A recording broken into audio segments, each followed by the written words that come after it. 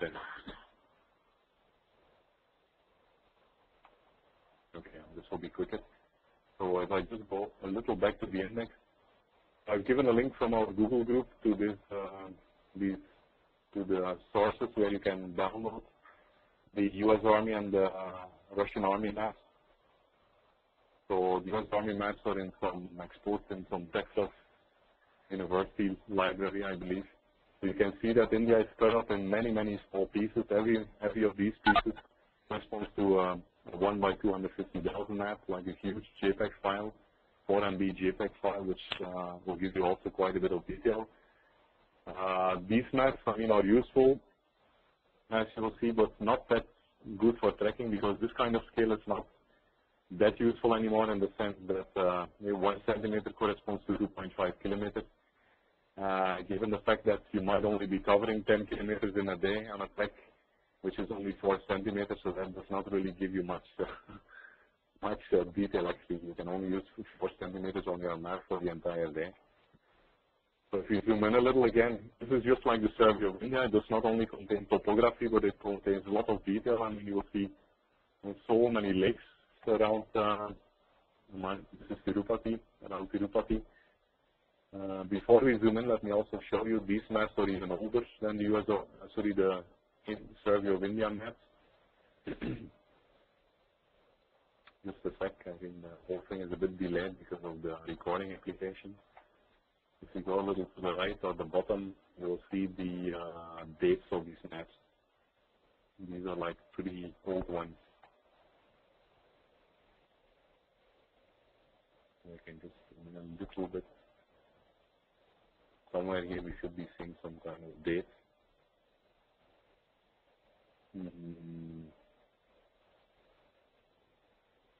No, here you can see. So prepared by the Army Map Service, and this is compiled in 1954.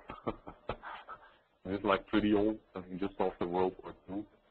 But again, I mean, this is terrain detail, so terrain maps, mountains don't grow or shrink that quickly. Roads will, but maps, I mean, the terrain details are typically pretty accurate. So again, similar to the survey of India, you will have these various details. You'll have bigger roads, smaller roads, steep tracks, bullet car tracks. You will have just walkable areas. We go a little bit to the right to show you the legend again. You will see major streams, minor streams. You will see railway tracks. Big cities, small cities, you will see up to the smallest, typically many of the smallest villages in India will be visible on these maps, so a lot of, I mean, detail.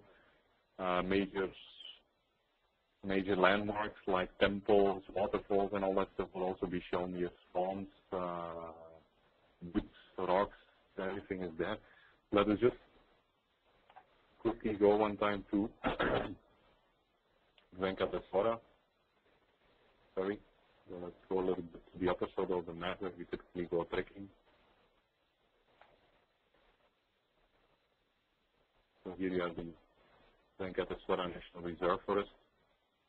So if we zoom in one by one, I think this should be scaled one by one. So here again, I mean, you have a lot of added detail, right, which is not there in Google Topomaps. Google Topomaps, Google Topomaps are nice because they are like perfect. They are like satellite sent maps, so you will have a perfect topography. These are manually drawn, a little bit higher scale, but here the benefit is that you get all the richness of the terrain details. You will see all these blue things, which are all the streams, so you can clearly see where the streams are located.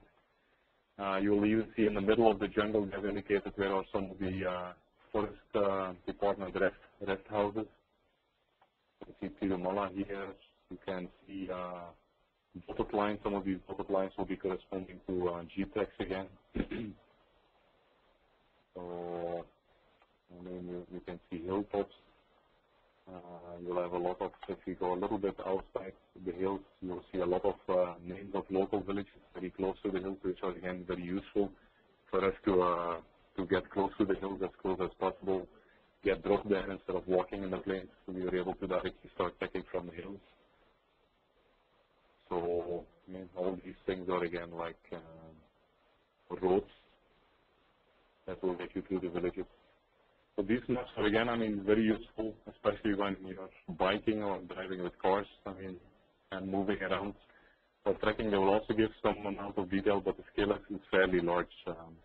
Still, it's useful to pick up additional terrain details which are not available in Google Maps, because Google Maps are just stupid satellite photos or just contain only the topography. So here you will get much more useful information. You can see like tempos and all that stuff. And again, you'll see the grid on top. So this grid again will be corresponding to latitude and longitude. So if you read your current position on your GPS, you will be able to put yourself exactly somewhere where your current position is in the field within this grid. So this is again useful, I mean, to kind of orient yourself within on the map itself. Any questions on this one?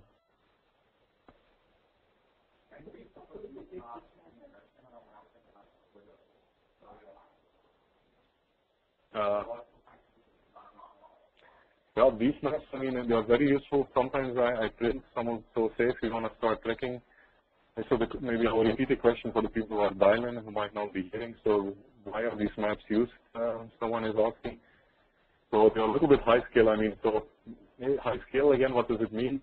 In a single day, we might be tracking, say, like just 3 centimeters on this map. So that obviously, I mean, the map is not very useful because you'll only be covering like a very small amount of this map during an entire day. So in Google Maps, you will have maybe like 20 centimeters in a single day. So you will be having much more clear view exactly where exactly you are on the map and where the inclines or the gradients are, where the valleys are. So these maps are mostly useful, I mean, for finding out. For example, here you can see that within this mountain range in the middle of nowhere, you have a jeep track actually.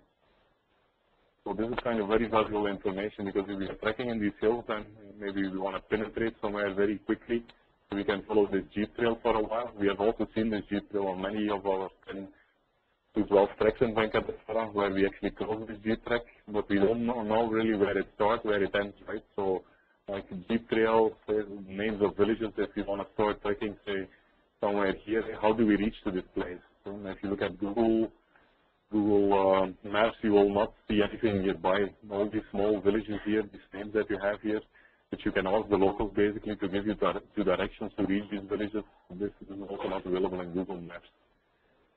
So that kind of information is very useful. So suddenly they will say something about some rest homes, some waterfall and all that stuff. So it has quite a bit of detail, I mean, that can be useful kind of to as a reference point for trekking. I mean that, you know, okay, we can reach some rest house on the second night where we can spend the night and all that stuff.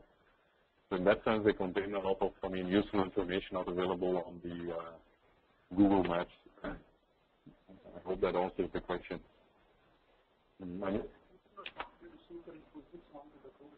Yeah, so that is actually possible. So one guy, I mean, in our Google group is pretty good on that. So it is indeed possible to take, I mean, a Google map or any other map which has like perfect topology, and then superimpose this kind of Survey of India maps or these US Army maps which